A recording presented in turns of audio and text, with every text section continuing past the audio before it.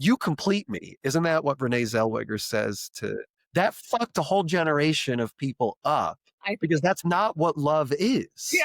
If I have a deficit, if I have a fucking deficit, I'm missing something and I'm expecting my partner to fill in those holes as if they have a limitless amount of energy or a limitless amount of subjectivity and they can be that thing that I have the holes from. We're not gonna be in a real relationship by Yeah. definition.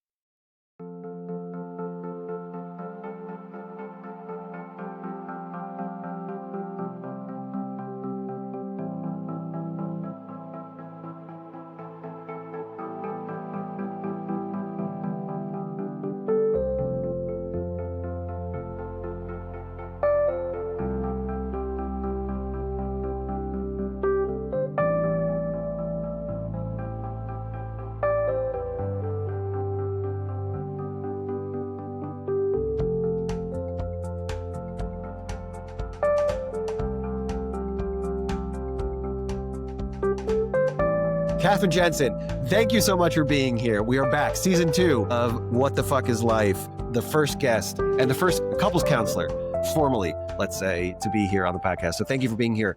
You are you're not allowed to talk yet. You are a couples counselor that primarily treats couples as well as individuals, located in Denver, but you certainly have a specific way of practicing. And I'm very excited to have you on today and hopefully many times in the future. One, because we're finally making content again. But two, because as somewhat of a layperson myself in doing couples work analytically or psychodynamically, I have lots of questions as well as how you analyze, that is to say, how you analyze the relationship, how you analyze the individuals and their own verticality, how you manage all those spinning plates, like I asked you before we were recording at the same time, because it seems super intimidating. So thank you again for being here. And to get started, if you can just maybe introduce what you do and what couples counseling actually is, as opposed to it being kind of helping somebody communicate, as they say. And of course, what goes into it. Yeah. Okay. Well, thank you for having me, Max. You're so welcome. First episode of season 2. It feels I'm honored. Yeah. Okay. So I'm a psychodynamically trained therapist in Denver. I work with individuals and couples. And I guess, okay, what's couples therapy? Yeah, I know that's a big question, but genuinely, it is interesting in terms of how you would define it. Yeah, totally. Well, I think I would define it how I do it, which is a more of a psychodynamic lens, because there certainly is lots of ways to do couples therapy. There are a lot of therapists who work really more on like a skills level, like psychoeducation skills, and that definitely I think has its place. I do less of that, although it's incorporated. I think from a psychodynamic lens, couples therapy can be looked at as developmental, meaning part of my work with couples is to look at what they're enacting in the relationship, which oftentimes both parties are enacting things from their past, or what we call in the work transferences. And those transferences coming from each party turn into some kind of dynamic that keeps getting repeated in the relationship. And those patterns are often part of where by the time they come into a couples therapist's office, they're feeling really stuck.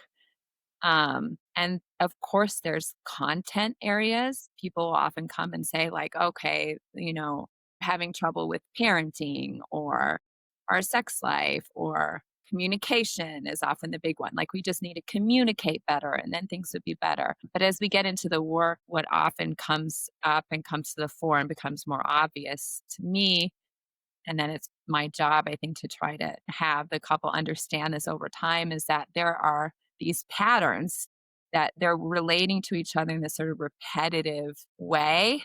And they know it's not helpful, but they don't know how to get out of it. So one of the things that, again, I'm thinking for the audience as well as me as a relatively speaking layperson, they're not aware.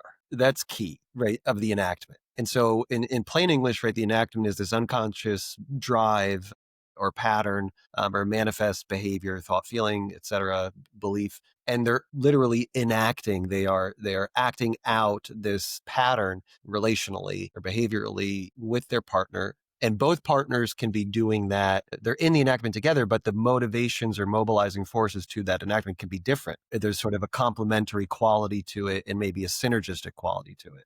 And your job is to bring awareness to that, obviously, bring light where there hasn't been any before, or space, and so that they can recognize it, they can see it, they can feel it, they can work on it. And so I guess my first question is, like you said, that's different than if it's specifically to do with an intervention to help with the bedroom or communication or dealing with in-laws.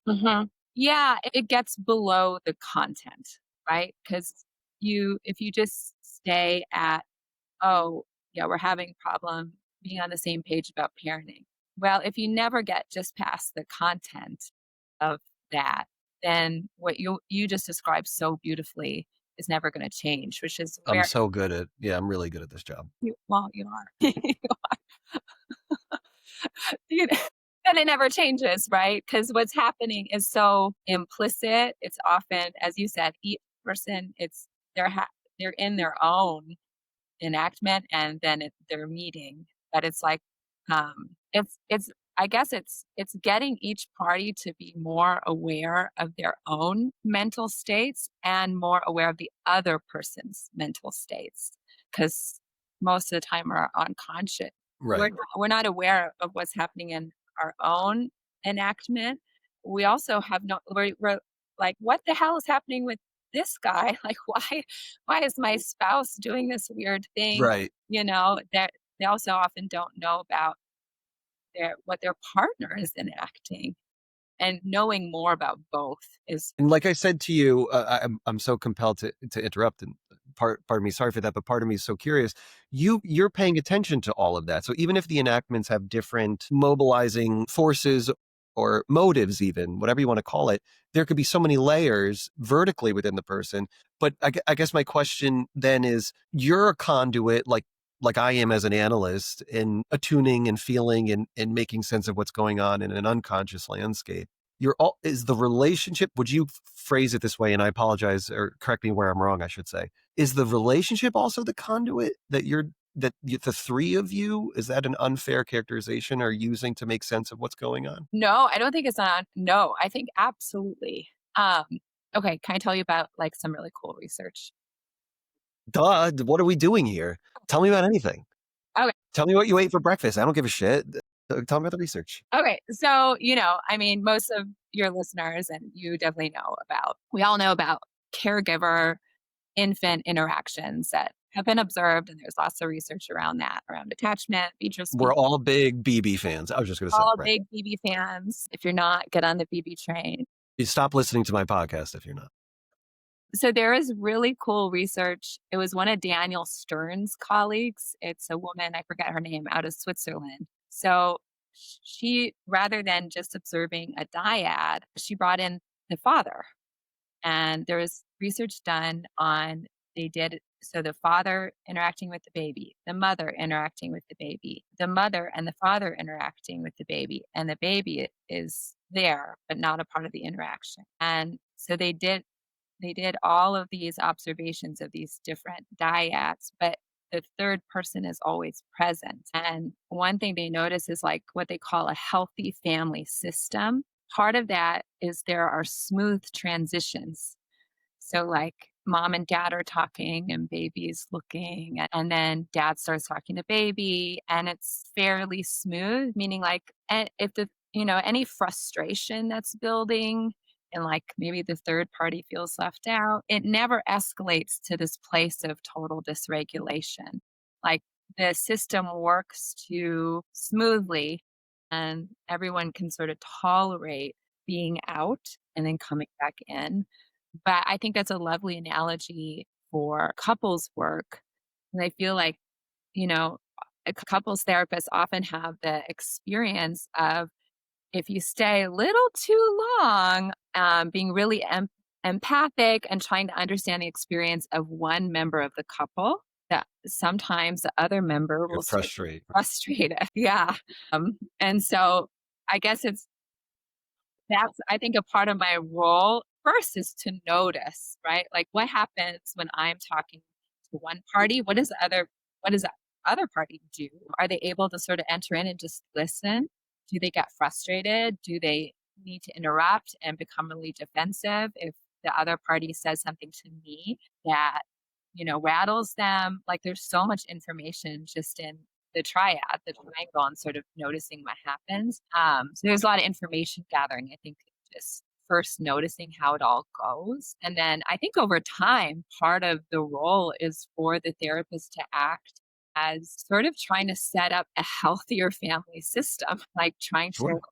that just in the experience of an hour of the three of us sitting there and taking turns listening and talking, that there's something procedural hopefully going on over time that's like building a new reference or model that's maybe healthier than what the couple is used to. Right. What's uncanny, and we talked about this in our previous meeting about this, is how just similar, almost homologous it is to analysis with one analysand. What you're speaking to, the methods, the magic, all of it, you're still in essence doing the same thing, but doing it in service, like you said, of the relationship. Sometimes maybe called the third, although maybe controversially, because the relationship itself, and maybe this is something we can talk about today still, is that it's bigger than the two individuals. And that's very lost on couples. Even when I spoke to you, I do family sessions as collateral, or I'll do it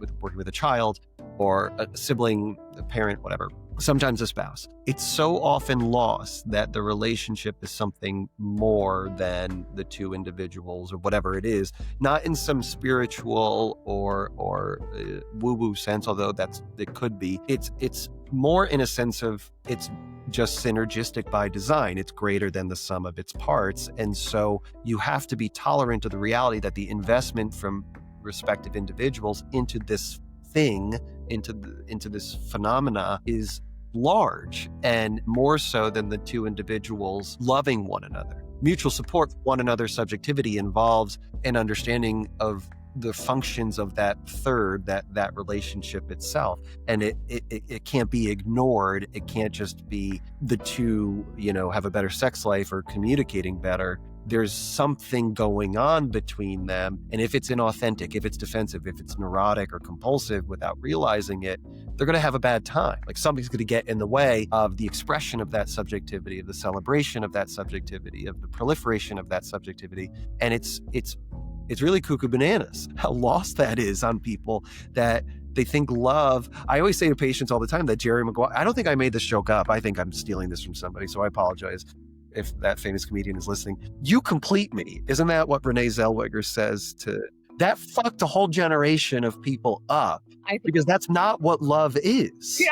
If I have a deficit, if I have a fucking deficit, I'm missing something, and I'm expecting my partner to fill in those holes as if they have a limitless amount of energy or a limitless amount of subjectivity, and they can be that thing that I have the holes from, we're not gonna be in a real relationship. Yeah. By definition.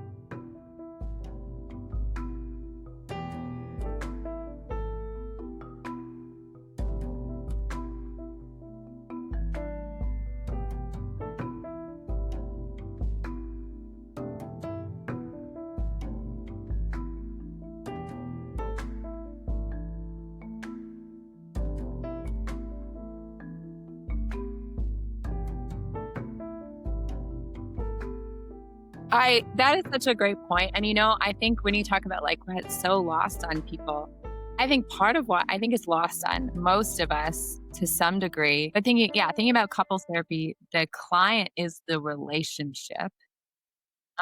When a couple first comes in, I think they're so frustrated with one another often that they're often stuck in a really understandable place we can all get stuck in, of like, I need you to help this person complete me more, or like, Right.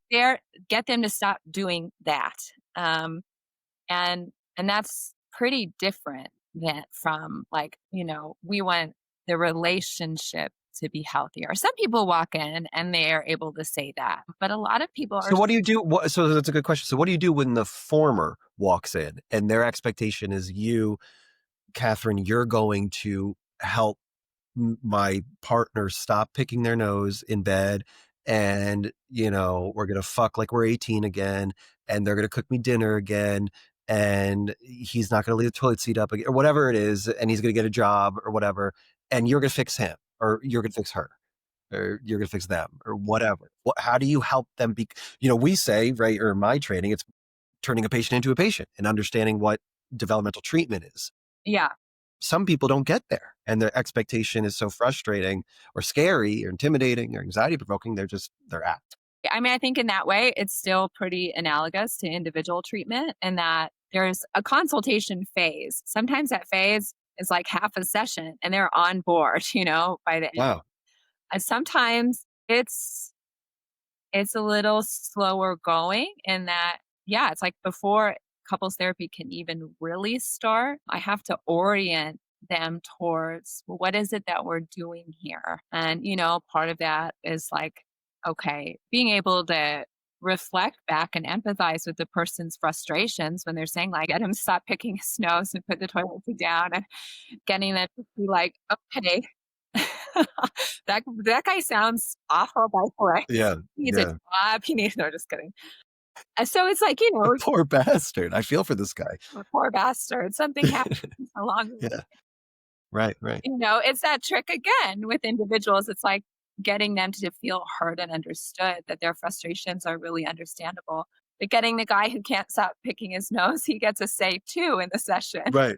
Right. And it's like, okay, you both have aired your frustrations. And now there's something that we have to do with all of this information, because each of you have your own narrative as to what's going on, your own frustrations. And so I guess the first step is getting each person to see that the therapy can't proceed with, I'm right, and we have to get this guy on board because he's wrong. There has to be some agreement that there's something more mutual going on. There's a dynamic where both parties are involved, and both parties are going to need to be able to reflect on their participation in whatever. Like, as we spoke about before, consensus and contracting. So my next question then is understanding that you can't give somebody a timeline. As you said, some people take to it, they're a duck to water, and within half a session, they're a patient is a patient.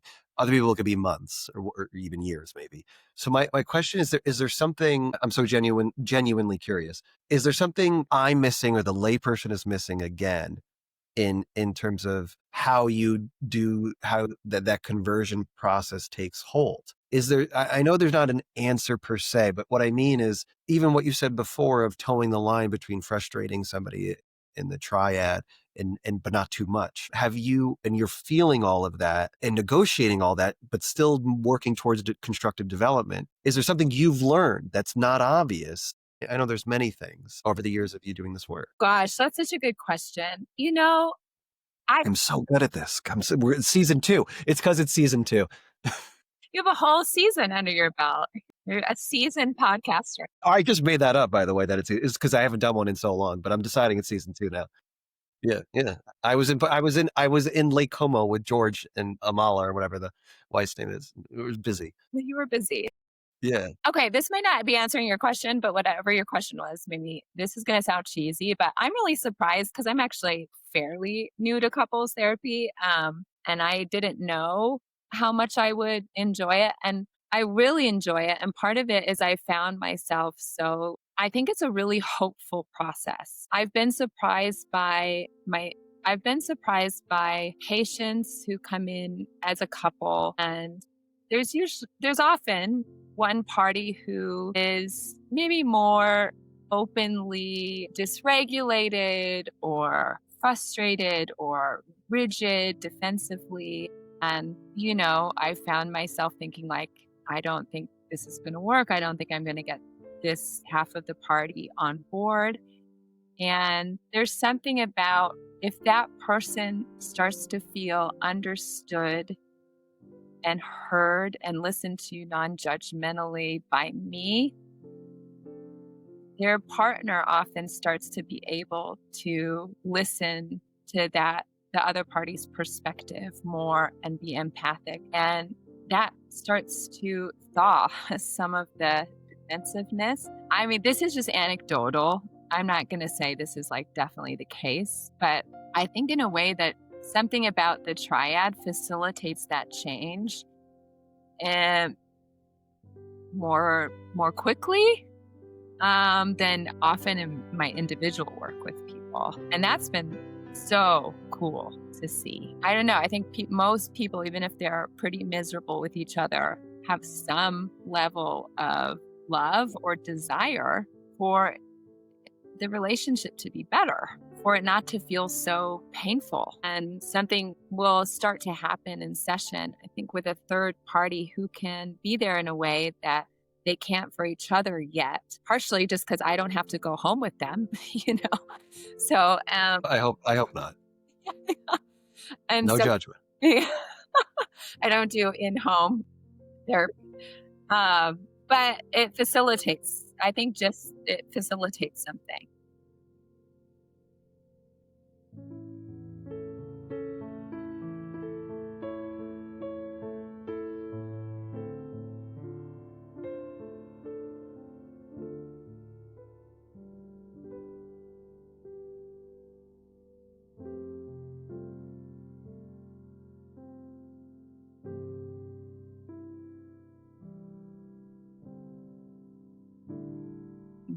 Has been. So in other words, what you're saying, to distill it down, is it's quicker in a way by Yeah, the nature of modeling or identifying or versus individual. that's what I have found thus far that has sort of surprised me, and maybe interview me again in like a couple years and maybe I'll be like, never mind.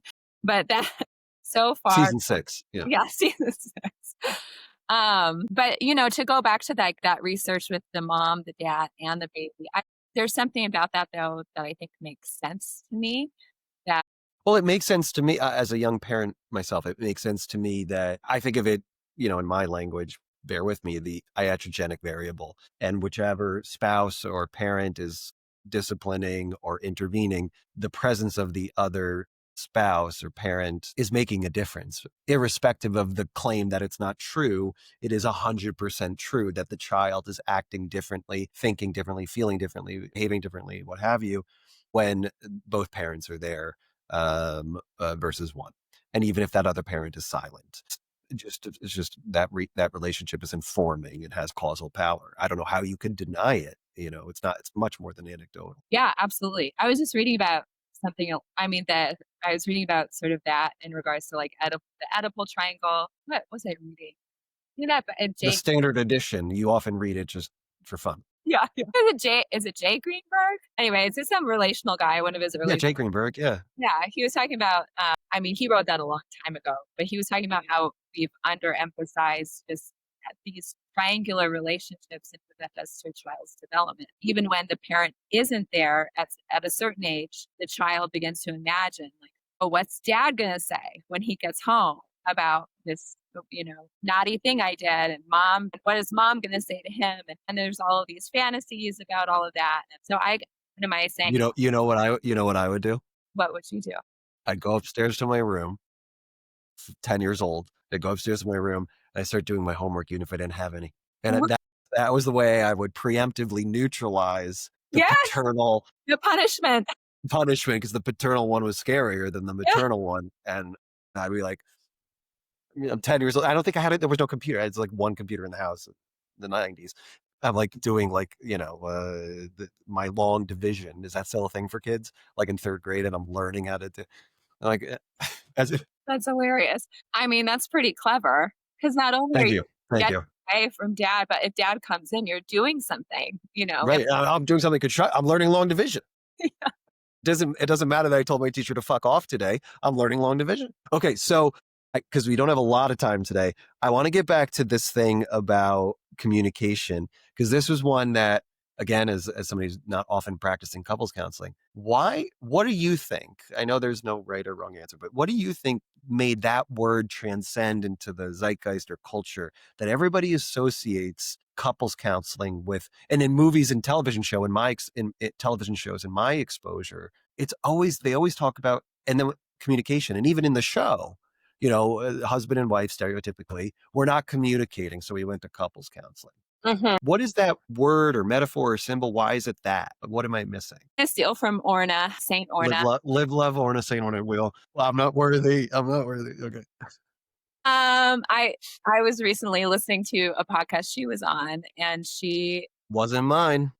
was not Sorry. yours. One day she'll be on this one. One day. The interviewer basically asked that question, and she said, like, well, that's where the the symptom usually manifests for couples. For like whatever's getting enacted, whatever's happening underneath the surface, it's going to show up in the way a couple talks to one another, avoids talking to one another. That's often where it will show up. And then, I mean, I think for lay people, it's like, it's hard for people to articulate and put words to what's going on and their pain and why and so I think it often the thing they think of to say is communication. There's some way that Which is so ironic, right? It's almost poetic that Mm, then they say there's an absence of communication. So we need to work on our communication. And yet, like you said, I think it's a good way that obviously that Orna put it, that it's the manifestation of the symptoms in the absence or misattunement of the communication. Something's not being communicated verbally, non-verbally, consciously, unconsciously, behaviorally, whatever. And yet we say that's what we desire, as if we could just sit down at the kitchen table after the kids go to bed or after a hard work day, and we could just talk, and then we'll get back to, and yet, but the talk could be totally empty, right? It could be uninclusive, necessarily defending all these dynamics, and we can talk till we're blue in the face, but nothing changes and nothing happens. And then the people hopefully show up at your office, but of course, the majority don't, right? The majority continue in a more neurotic cycle or compulsive cycle, an automated cycle. And the husband stereotypically watches the game, has a beer, whatever, and the wife is inventing to, I don't know, friends or doing her own hobbies or whatever it is, tending to the kids. And it's not in the communication. Communication is not amenable, or the stuff isn't amenable to communication yet. And yet that's what we desire, as if it's some panacea. right. You know what that reminds me of is when people talk about like, oh, what's the therapist going to tell me about my depression? I should just exercise and eat better. But the whole problem is like someone who's depressed, who show up in therapy in general often know what they should do, but they can't get themselves to do it. And that's the whole problem. And I think, yeah, the same could be said about communication. The way you put it is, yes, there are often issues with the communication, but it's not, you can't just hand someone like a workbook and like, here's how you have this conversation, because there's often much deeper resistances and fears going on that need to be sort of like sussed out and brought to the surface But before. there are, so to stand on my soapbox, and obviously my biases are becoming more and more clear as I do more episodes. I'm only human. Are there people, though, who do couples counseling that way? Is that a majority of couples counselors? I'm asking sincerely. I do not know. Would that would say, okay, communication is the issue, even if they're empathic and understanding and of course decent people, would they still say, okay, here's your homework, sit down? This is the stereotype in my head again, and I apologize for that. Here's your homework. You guys have to sit down and talk for 1 hour, or you guys have to write in your journal your grievances and then hand them to one. I'm thinking of like television shows and stuff. Yeah, yeah, Are there yeah. people that still do that kind of stuff? I am sure. I am sure there are people who do that kind of stuff. I will say, I'll give a shout out to the recently deceased Sue Johnson. I think if a therapist wants to go get trained in some kind of couples modality, one of the most popular modalities out there now is EFT. EFT isn't like psychoanalytic or dynamic per se, but I think it does. She was pretty brilliant at looking at sort of the implicit stuff that was happening emotionally in the interactions between a couple. And part of that modality is training therapists to see the process more than just the content and bringing that out as something to make conscious to the couple. So, in a field where there's a lot of stuff happening with insurance companies and managed care where a lot of people are being trained in more surface level stuff.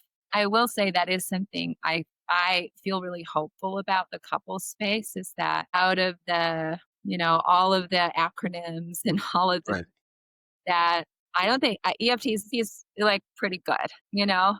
And so it makes me happy to know that I don't know if it's the most popular modality, but it's definitely like one of them. And therapists So who, they're learning EFT, I'm assuming stands for emotionally focused, yeah, and the T stands for therapy. oh, okay. I don't know what the therapy is.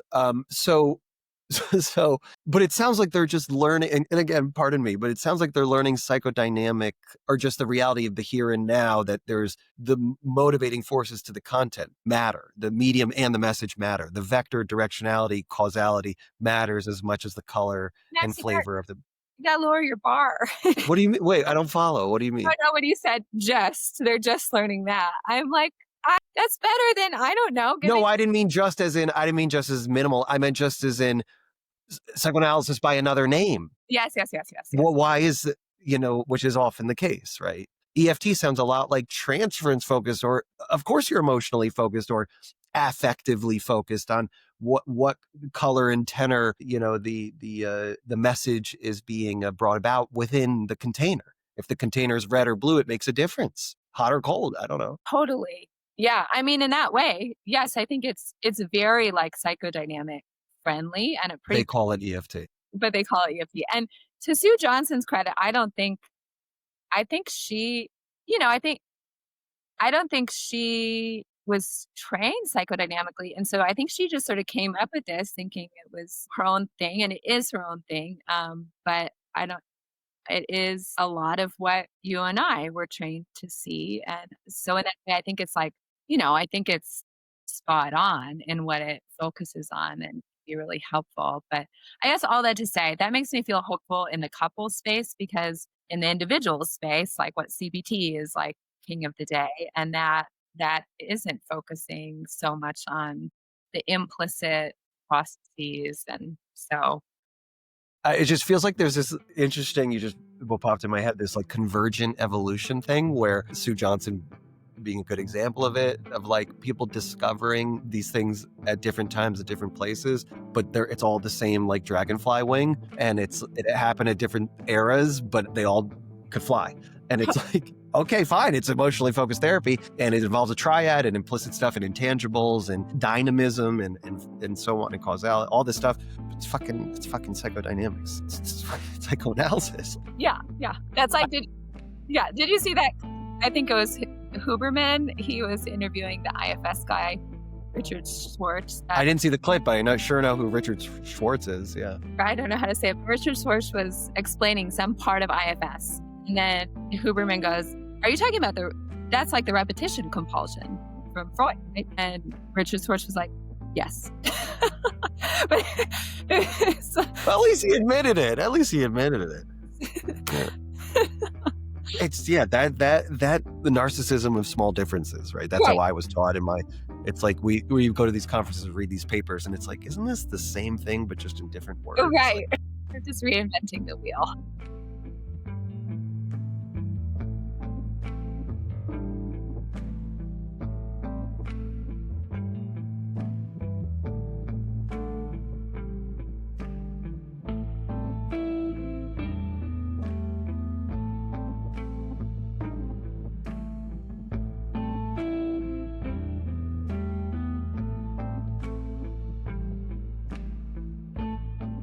So another thing, speaking of, another thing that I feel I'm exposed to, and I'm curious how you handle it in the context of the couples work, is the metaphor or even enactment or even role, maybe role is a better word, of referee. This one also comes up, and I have friends, family members, lay people, colleagues, patients, all alike, and again, all well-intended. I want to say road to hell, but we're going to leave it there.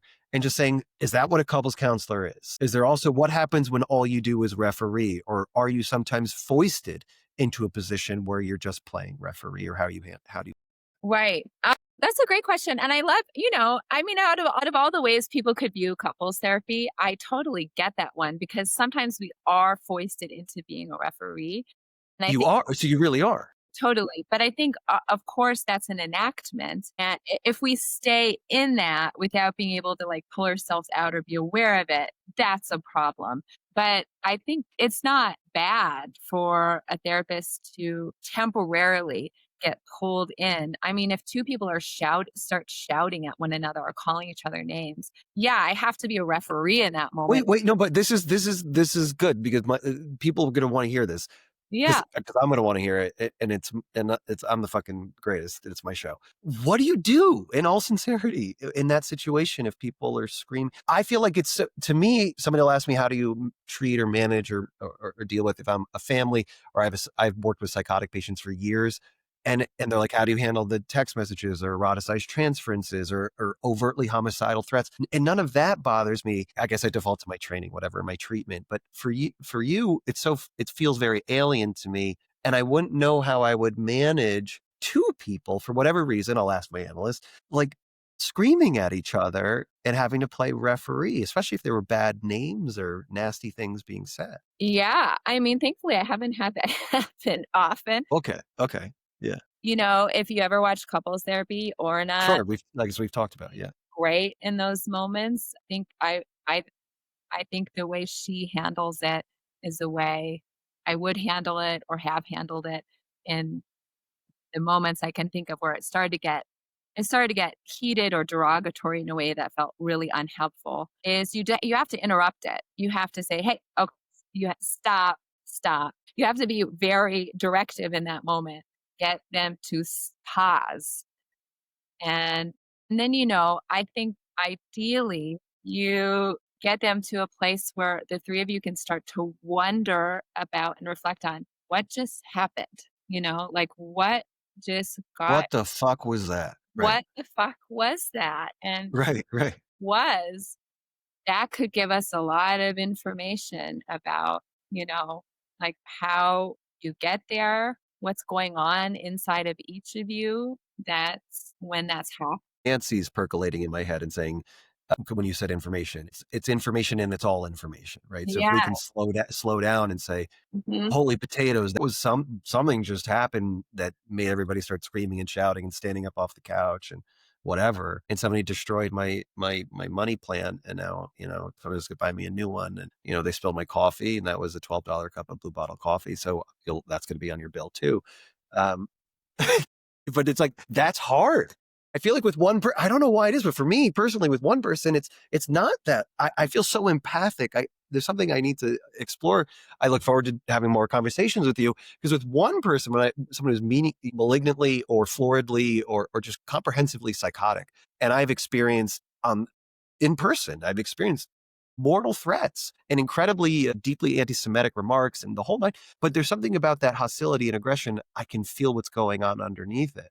Mhm. Something about two people feel this is so interesting. I hope it's interesting for you. I feel like a sense of I want to understand it, but I'm going to interrupt. Am I intervening? Am I harming? Am I getting in the way of something? At the Mhm. same time, I want you guys to feel the information that's operating, but I don't want to pollute it, by saying, slow guys, chill out, but you almost have to. Oh, that's interesting. You do. I also, I'm like thinking about, I'm not afraid of polluting it because I think, you start to see it becomes pretty clear when you're like, they're polluting each other. They're polluting the relationship.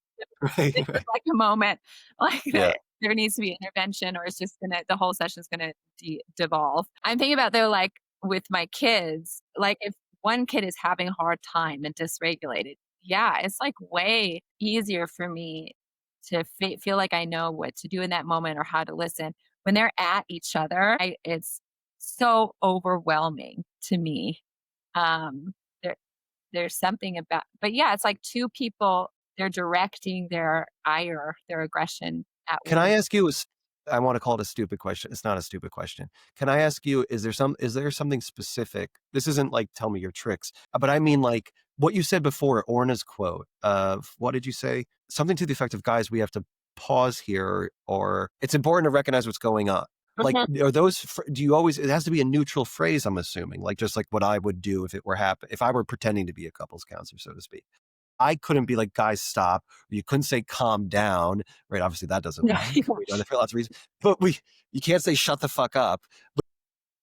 But Yeah, I would want to say something diplomatic. Like in my understanding of human behavior, I would say something like, I understand there's a lot of frustration here. I really want to understand what's going on that's mobilizing this or motivating this, but I'd have to speak in plain English at the same time. Like, do you have examples of something you've said? I'm gonna use word again. So I Should I just interview or not? did this interviewed on I'm like, I'm the poor man's Orna. Yeah. Uh, Well, I'm the there poor man's Hooverman, so don't worry.